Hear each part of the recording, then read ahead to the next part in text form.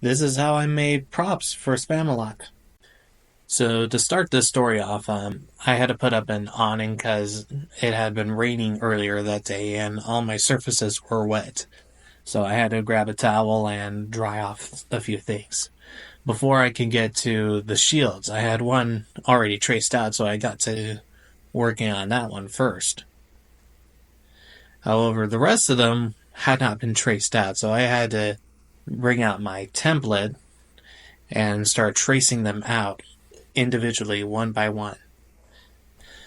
So, to start things off, a friend of mine who's a choir director reached out to me and said that he was working on the production of Spamalot and was wondering if I'd be interested in making props for it.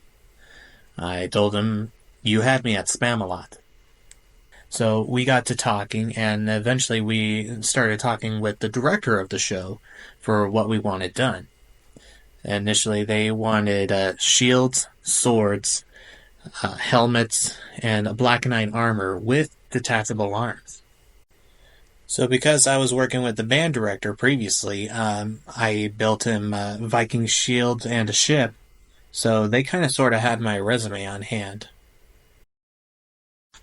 So here I got out my circular saw and started cutting them down to a rough shape. In total, they wanted 6 shields, and there were 5 knights of the Round Table, including King Arthur. So I assumed the sixth one was for Sir not appearing in the show. After cutting them down to their rough shape, I got out my bandsaw and I cut them down to their final shape, before sanding and smoothing out the edges to give it a round look, so to speak.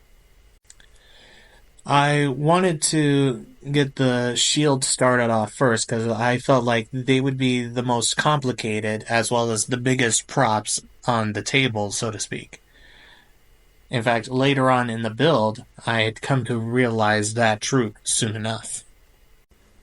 So here I got out my handheld sander and got to work on one of the shields so I can get a better idea of how to round out the edges, so to speak. And this took the longest time out of all of them. Follow for part 2 because